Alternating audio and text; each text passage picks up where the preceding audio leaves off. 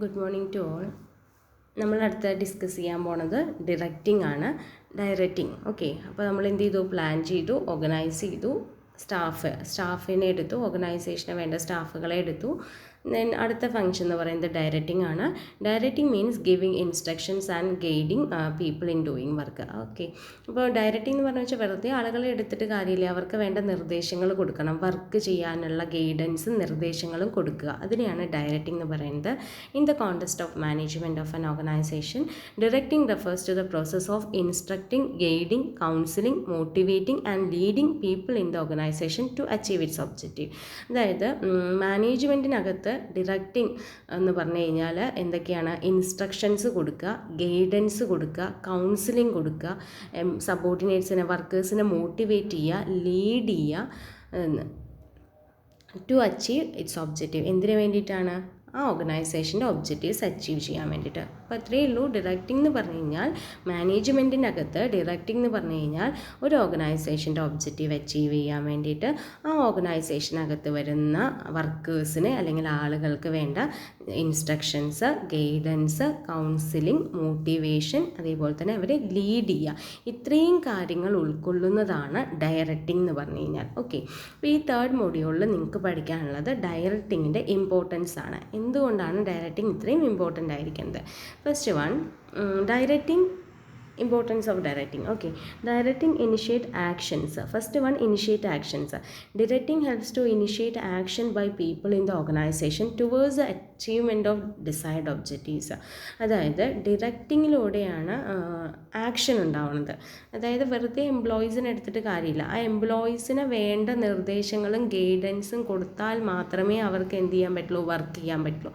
അങ്ങനെ വർക്ക് ചെയ്താൽ മാത്രമാണ് ഒരു ഓർഗനൈസേഷൻ്റെ ഒബ്ജക്റ്റീവ്സ് അറ്റൈൻ ചെയ്യാൻ പറ്റുന്നത്. ഓക്കെ, അപ്പോൾ ഒരു ഓർഗനൈസേഷനിൽ ഇൻസ്ട്രക്ഷൻസ് കൊടുക്കുക എന്നൊക്കെ പറയുമ്പോൾ ഇതാണ്, ഒരു ഓർഗനൈസേഷനിൽ ആ എംപ്ലോയീസിനെ ഇപ്പോൾ എന്തെങ്കിലും ഡൗട്ട് ഉണ്ട്, ഓർഗനൈസേഷനെ വർക്ക് ചെയ്യാനുള്ള എല്ലാ നിർദ്ദേശങ്ങളും ഇൻസ്ട്രക്ഷൻസും കൊടുക്കുക, അതേപോലെ തന്നെ എല്ലാ ആ സബോർഡിനേറ്റ്സിൻ്റെ എല്ലാ ഡൗട്ട്സും ക്ലാരിഫൈ ചെയ്യുക, ഇതെല്ലാം ഡിറക്റ്റിങ്ങിനകത്ത് വരുന്നതാണ്. ഓക്കെ, അപ്പോൾ it will help the workers to achieve work target given to him. അപ്പോൾ ഇങ്ങനെ ചെയ്യുമ്പോഴാണ് ആ വർക്കേഴ്സിന് അവരുടെ ടാർഗറ്റ് അച്ചീവ് ചെയ്യാൻ പറ്റുന്നത്. ഓക്കെ, അപ്പോൾ ഇറ്റ് ഇനിഷ്യേറ്റ് ആക്ഷൻ. അടുത്തത് integrate employees effort. Okay, directing integrates employees effort in the organization in such a way that every individual effort contribute to the organizational performance. Directing എന്താ ചെയ്യുന്നത്? എല്ലാ എംപ്ലോയീസിനെയും coordinate ചെയ്ത് integrate ചെയ്ത് എല്ലാ ഓർഗനൈസേഷൻ്റെ എഫേർട്ടിനെയും, ഒരു ഓർഗനൈസേഷനിലെ എംപ്ലോയീസിൻ്റെ എഫേർട്ടിനെ ഇൻ്റഗ്രേറ്റ് ചെയ്ത് കോർഡിനേറ്റ് ചെയ്ത് കൊണ്ടുപോവുക. എന്തിനു വേണ്ടിയിട്ടാണ് ഇൻ്റഗ്രേറ്റ് ചെയ്യണം, കോർഡിനേറ്റ് ചെയ്ത് കൊണ്ടുപോവുക, ഒരുമിപ്പിച്ച് കൊണ്ടുപോകുന്നത് എന്തിനു വേണ്ടിയിട്ടാണ്? To achieve the organisational objective. ഓർഗനൈസേഷൻ്റെ ഒബ്ജക്റ്റീവ്സ് അച്ചീവ് ചെയ്യാൻ വേണ്ടിയിട്ട്, അല്ലെങ്കിൽ ഓർഗനൈസേഷൻ്റെ ഒബ്ജക്റ്റീവ്സ് അക്കംപ്ലിഷ് ചെയ്യാൻ വേണ്ടിയിട്ട് ഓരോ എംപ്ലോയീസിൻ്റെയും എഫേർട്ടിനെ ഇൻ്റഗ്രേറ്റ് ചെയ്ത് കൊണ്ടുപോകുക അല്ലെങ്കിൽ കോർഡിനേറ്റ് ചെയ്ത് കൊണ്ടുപോവുകയാണ് ഡയറക്റ്റിംഗ് എന്ന് പറയുന്ന ഫംഗ്ഷൻ ചെയ്യണത്. Does it ensure that the individual works for organization goals. അങ്ങനെ എല്ലാ എംപ്ലോയീസിനെയും ഇൻ്റഗ്രേറ്റ് ചെയ്ത് കൊണ്ടുപോകുന്നത് എന്താണ്? ഓർഗനൈസേഷന് വേണ്ടിയിട്ട്, ഓർഗനൈസേഷൻ്റെ ഒബ്ജക്റ്റീവ് അച്ചീവ് ചെയ്യാൻ വേണ്ടിയിട്ട് എല്ലാവരെയും ഇൻ്റഗ്രേറ്റ് ചെയ്ത് കൊണ്ടുപോകുമ്പോൾ നമുക്ക് അവിടെ ഉറപ്പ് വരുത്താനായിട്ട് പറ്റും എല്ലാ ഇൻഡിവിജ്വൽസും വർക്ക് ചെയ്യണത് ഓർഗനൈസേഷൻ്റെ ഗോൾ അച്ചീവ് ചെയ്യാൻ വേണ്ടിയിട്ടാണ് വർക്ക് ചെയ്യണമെന്നുള്ളത് ഉറപ്പ് വരുത്താനായിട്ട് പറ്റും. ഓക്കെ, അപ്പോൾ a manager with good leadership ability will be in a position to convince the employees working him under that individual efforts and team efforts will lead to achievement of organizational goal. അപ്പോൾ ഒരു നല്ലൊരു leadership ability ഉള്ള മാനേജറാണെന്നുണ്ടെങ്കിൽ അദ്ദേഹത്തിന് എല്ലാ എംപ്ലോയീസിനെയും convince ചെയ്തുകൊണ്ട് എല്ലാ team എഫേർട്സിനെയും individual എഫേർട്സിനെയും coordinate ചെയ്ത് കൊണ്ടുപോയിട്ട് ഓർഗനൈസേഷൻ്റെ ഗോൾ അച്ചീവ് ചെയ്യാനായിട്ട് സാധിക്കും. അപ്പോൾ initiate action, integrate employees effort. എന്തിനാണ് ഇൻ്റഗ്രേറ്റ് ചെയ്യണം? ഓരോ എംപ്ലോയീസിൻ്റെ എഫേർട്ടിനെയും വർക്കിനെയും ഇൻ്റഗ്രേറ്റ് കോർഡിനേറ്റ് ചെയ്ത് കൊണ്ടുപോകുക. എന്നിട്ട് എന്തിനു വേണ്ടിയിട്ടാണ്? To achieve the organisational objective achieve ചെയ്യാൻ വേണ്ടിയിട്ട്. Okay, then means of motivation. അപ്പോൾ directing guides employees to fully realise their potential and capabilities by motivating and providing effective leadership. അപ്പോൾ ഒരു ഡിറക്റ്റിംഗ് എന്ന് പറഞ്ഞു കഴിഞ്ഞാൽ അവിടെ എന്താണ്? നല്ല മോട്ടിവേഷൻ കൊടുക്കുന്നതിലൂടെ, നല്ല ലീഡർഷിപ്പ് കൊടുക്കുന്നതിലൂടെ ഒരു എംപ്ലോയീസിന് അയാളുടെ ഫുൾ പൊട്ടൻഷ്യലും ഫുൾ കഴിവുകളും അല്ലെങ്കിൽ ഫുൾ പൊട്ടൻഷ്യലും ഫുൾ ക്യാപ്പബിലിറ്റീസും എന്ത് ചെയ്യാൻ പറ്റും? റിയലൈസ് ചെയ്യാനായിട്ട്, ഉപയോഗിക്കാനായിട്ട് സാധിക്കും. ഓക്കെ, അപ്പോൾ അങ്ങനെയുള്ള ഒരു ഫങ്ഷനാണ് എന്ത്? ഡിറക്റ്റിംഗ്. അപ്പോൾ ഡിറക്റ്റിംഗ് എന്ന് പറഞ്ഞു കഴിഞ്ഞാൽ എന്താണ്? വെറുതെ നിർദ്ദേശങ്ങൾ കൊടുക്കുകയല്ല ചെയ്യണത്. അവിടെ എന്താണ്? മോട്ടിവേഷൻ കൊടുത്തുകൊണ്ട്, ലീഡർഷിപ്പ് കൊടുത്തുകൊണ്ട്, ലീഡ് ചെയ്തുകൊണ്ട്, നല്ല മോട്ടിവേഷൻ കൊടുത്തുകൊണ്ട് ആ എംപ്ലോയീസിൻ്റെ എല്ലാ കഴിവുകളും ഉപയോഗിക്കാനായിട്ട് അവരെ എന്ത് ചെയ്യുക? ഗൈഡ് ചെയ്യുക, അല്ലെങ്കിൽ അവരെ മോട്ടിവേറ്റ് ചെയ്യണ ഒരു ഫങ്ഷനാണ് എന്ത്? ഡിറക്റ്റിംഗ് എന്ന് പറയുന്നത്. അപ്പോൾ directing guides employees to fully realize their potential and capability by motivating and providing effective leadership. Okay, then a good leader can always identify the potential of his employees and motivate them to extract work up to their full potential. ഒരു നല്ലൊരു leader, ഒരു നല്ലൊരു director ആണെന്നുണ്ടെങ്കിൽ ആ ഡയറക്ടർക്ക് അല്ലെങ്കിൽ ആ ലീഡർക്ക് എന്ത് ചെയ്യാൻ പറ്റും? അവരുടെ സബോർഡിനേറ്റ്സിൻ്റെ എല്ലാ കഴിവുകളും അറിയാനായിട്ട് സാധിക്കും. ആ കഴിവുകൾ അറിയുക മാത്രമല്ല അദ്ദേഹം ചെയ്യണത്, അവരെ മോട്ടിവേറ്റ് ചെയ്തുകൊണ്ട് അവരുടെ ആ ഫുൾ പൊട്ടൻഷ്യലും ആ ഫുൾ ക്യാപ്പബിലിറ്റിയും ഉപയോഗിക്കാനായിട്ട് അവരെ മോട്ടിവേറ്റും കൂടെ ചെയ്യാൻ പറ്റും. ഓക്കെ, അപ്പോൾ ഒരു നല്ല ഡയറക്ടർ എന്താ ചെയ്യണം? ഒരു നല്ലൊരു ലീഡർ അല്ലെങ്കിൽ നല്ലൊരു ഡയറക്ടർ ചെയ്യണ ഇത്രയേ ഉള്ളൂ. അവർക്ക് അവരുടെ എംപ്ലോയീസിൻ്റെ കഴിവ് അറിയാം. അപ്പോൾ അത് ഫുൾ കഴിവുകളും അല്ലെങ്കിൽ ഫുൾ പൊട്ടൻഷ്യലും ഉപയോഗിക്കാൻ വേണ്ടിയിട്ട് അവരെ മോട്ടിവേറ്റ് ചെയ്യുക. ഓക്കെ, അതാണ് മീൻസ് ഓഫ് മോട്ടിവേഷനിൽ പറയുന്നത്. അടുത്തത് എന്താ? Facilitate changes. Directing facilitates introduction of needed changes in the organisation. അപ്പോൾ ഇവിടെ ഡിറക്റ്റിങ്ങിലൂടെ എന്താണ്? ചേഞ്ചസ് കൊണ്ടുവരാനായിട്ട് പറ്റും. അപ്പോൾ അതായത് ഒരു ഓർഗനൈസേഷൻ്റെ എൻവയോൺമെൻറ്റിൽ എന്തെങ്കിലും മാറ്റം സംഭവിക്കുകയാണെങ്കിൽ ആ മാറ്റങ്ങൾക്കനുസരിച്ചിട്ട് ഓർഗനൈസേഷനിൽ മാറ്റം വരുത്താൻ വേണ്ടിയിട്ട് ഡിറക്റ്റിംഗ് ഫങ്ഷനിലൂടെ സാധിക്കും. അതായത് generally people have a tendency to resist change in the organization. Effective directing through motivation, communication and leadership helps to reduce such resistance and develop required cooperation in introducing changes in the organisation.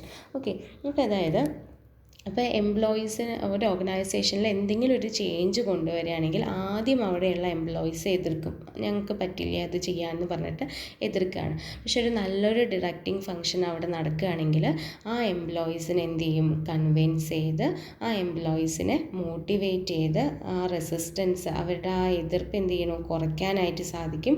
മാത്രമല്ല അവരുടെ corporation നേടിയെടുക്കാനായിട്ട് directing ഫങ്ഷനോട് സാധിക്കും. Okay, അങ്ങനെ നമുക്ക് എന്ത് ചെയ്യാൻ പറ്റും?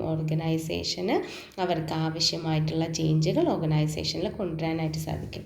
അതാണ് facilitate change എന്ന് പറയുന്നത്. കാരണം എന്താണെന്ന് വെച്ച് കഴിഞ്ഞാൽ ഒരു ഓർഗനൈസേഷന് എന്തെങ്കിലും ചേഞ്ച് കൊണ്ടുവരണമെങ്കിൽ ആദ്യം അവിടുത്തെ എംപ്ലോയീസിൻ്റെ കോപ്പറേഷനും എംപ്ലോയീസിൻ്റെ പാർട്ടിസിപ്പേഷനും ആവശ്യമാണ്. പക്ഷേ മിക്ക ഓർഗനൈസേഷനിലും എന്തെങ്കിലും ഒരു പുതിയ ചേഞ്ച് കൊണ്ടുവരുമ്പോൾ എംപ്ലോയീസ് സാധാരണ എതിർക്കുകയാണ് ചെയ്യുക. അവർക്ക് അത് സാധാരണ ചെയ്യുന്ന വർക്കിൽ നിന്ന് പെട്ടെന്നൊരു മാറി ചെയ്യാൻ പറഞ്ഞു കഴിഞ്ഞാൽ അവർക്ക് താല്പര്യം ഉണ്ടാവില്ല. അപ്പോൾ അങ്ങനെ വരുന്ന സമയത്ത് എന്താ ചെയ്യുക വെച്ച് കഴിഞ്ഞാൽ നല്ലൊരു ഡിറക്റ്റിംഗ് ഫങ്ഷനൊക്കെ ഓർഗനൈസേഷനിൽ നടന്നുകൊണ്ട് പോവുകയാണെന്ന് വെച്ചാൽ അവരെന്ത് ചെയ്യും? എംപ്ലോയീസിനെ കൺവിൻസ് ചെയ്യും. ഇത് ഓർഗനൈസേഷൻ്റെ മാത്രം ബെനിഫിറ്റിന് വേണ്ടിയല്ല, നിങ്ങളുടെ കൂടെ ബെനിഫിറ്റിന് വേണ്ടിയിട്ടാണ് ഇങ്ങനെ പുതിയ ചേഞ്ച് കൊണ്ടുവരണം എന്നൊക്കെ പറഞ്ഞിട്ട് അവരെ കൺവിൻസ് ചെയ്യാനും അവരെ മോട്ടിവേറ്റ് ചെയ്യാനും ഒക്കെ അവർക്ക് വേണ്ട ലീഡർഷിപ്പൊക്കെ കൊടുക്കാനായിട്ട് സാധിക്കും. അങ്ങനെ ലീഡർഷിപ്പൊക്കെ കൊടുത്തുകൊണ്ട് ആ റെസിസ്റ്റൻസ് അവരെ അങ്ങനെയുള്ള റെസിസ്റ്റൻസ് ലെവൽ കുറയ്ക്കാനായിട്ട് സാധിക്കും. അപ്പോൾ ഈ എതിർപ്പ് എന്ത് ചെയ്യാൻ? കുറയ്ക്കാനായിട്ട് സാധിക്കും. മാത്രമല്ല എംപ്ലോയീസിൻ്റെ കോപ്പറേഷനും കൂടെ അച്ചീവ് ചെയ്യാനായിട്ട് സഹായിക്കും. അങ്ങനെ ഒരു ഓർഗനൈസേഷനിൽ എന്താണ്? ചേഞ്ചസ് ഒക്കെ കൊണ്ടുവരാനായിട്ട് സാധിക്കും. ഇപ്പോൾ കമ്പ്യൂട്ടർ വന്നപ്പോൾ ആദ്യം പല എംപ്ലോയീസും എതിർത്തു. ഓക്കെ, അതേപോലെയാണ്. അപ്പോൾ കമ്പ്യൂട്ടർ കൊണ്ടുവന്നപ്പോൾ എന്താണ്? പല ആൾക്കാരും ജോലി പോകുമെന്ന് പേടിച്ചു.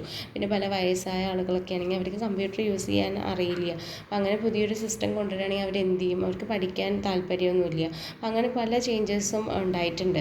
അപ്പോൾ എന്താണ്? പക്ഷെ നല്ലൊരു ഡിറക്റ്റിംഗ് ഫങ്ഷൻ ഉള്ളൊരു സ്ഥാപനമാണെങ്കിൽ ഇതെല്ലാം അവോയ്ഡ് ചെയ്ത് ഈ റെസിസ്റ്റൻസ് അല്ലെങ്കിൽ ഈ എതിർപ്പുകളെല്ലാം കുറച്ച് അവരെ എന്താണ് ആ ചേഞ്ച് ഉൾക്കൊള്ളാനായിട്ട് എംപ്ലോയീസിനെ പ്രേരിപ്പിക്കാനും ആ ചേഞ്ച് കൊണ്ടുവരാൻ എംപ്ലോയീസിൻ്റെ കോപ്പറേഷനും പാർട്ടിസിപ്പേഷനും ഒക്കെ അച്ചീവ് ചെയ്യാൻ സഹായിക്കും. ഓക്കെ, അടുത്തത് provide stability and balance in the organisation. ഒരു ഓർഗനൈസേഷനിൽ സ്റ്റെബിലിറ്റി കൊണ്ടുവരിക, ബാലൻസ് കൊണ്ടുവരിക, അതൊക്കെ ഡിറക്റ്റിംഗ് ഫംഗ്ഷൻ്റെ ഒരു ഇമ്പോർട്ടൻസ് ആണ് അവിടെ നമുക്ക് നോക്കാൻ പറ്റുന്നത്.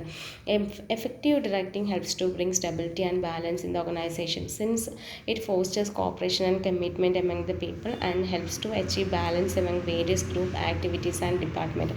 അതായത് ഒരു ഓർഗനൈസേഷനിൽ വിവിധ ഡിപ്പാർട്ട്മെൻറ്റ് ഉണ്ടാവും. അതേപോലെ ഒരു ഓർഗനൈസേഷനിലെ എംപ്ലോയീസ് എന്ന് പറയുന്നത് വിവിധ ബാക്ക്ഗ്രൗണ്ടുകളിൽ നിന്ന് വന്നതായിരിക്കും. അപ്പോൾ ഇവിടെ സംഭവിക്കുന്നതെന്ന് വെച്ച് കഴിഞ്ഞാൽ അവരുടെ എല്ലാ ലക്ഷ്യങ്ങളൊക്കെ വേറെ ആയിരിക്കും. അതേപോലെ തന്നെ ലക്ഷ്യങ്ങളെല്ലാം വേറെ ആയിരിക്കും. ഇപ്പോൾ പ്രൊഡക്ഷൻ ഡിപ്പാർട്ട്മെൻറ്റിന് കൂടുതൽ പ്രൊഡ്യൂസ് ചെയ്യണം, ഇപ്പോൾ സെയിൽസ് ഡിപ്പാർട്ട്മെൻറ്റിന് കൂടുതൽ സെയിൽസ് ചെയ്യണം, അങ്ങനെയാണ്. അപ്പോൾ ഇതെല്ലാം ഒരു ബാലൻസ് കൊണ്ടുവരണം. അപ്പോൾ ഈ ബാലൻസ് കൊണ്ടുവരണം, ഇതിനെല്ലാം സ്റ്റേബിളാക്കി കൊണ്ടുപോകണം. ഓക്കെ, അപ്പോൾ ഈ സ്റ്റേബിളാക്കി കൊണ്ടുപോകാനും ബാലൻസ് ചെയ്ത് കൊണ്ടുപോകാനും എല്ലാവരെയും ഒരുമിപ്പിച്ച് കൊണ്ടുപോകാനൊക്കെ ഡിറക്റ്റിംഗ് ഫംഗ്ഷനിലൂടെയാണ് സാധിക്കുക. ഓക്കെ, ഓരോ ഡിപ്പാർട്ട്മെൻറ്റിൻ്റെയും ഓരോ ഗ്രൂപ്പിൻ്റെയും ഓരോ എംപ്ലോയീസിൻ്റെയും കോപ്പറേഷനും കോർഡിനേഷനും കമ്മിറ്റ്മെൻറ്റും ഉണ്ടെങ്കിൽ മാത്രമാണ് ആ ഓർഗനൈസേഷനിൽ ബാലൻസ് ഉണ്ടാവുള്ളൂ, സ്റ്റെബിലിറ്റി ഉണ്ടാവുള്ളൂ.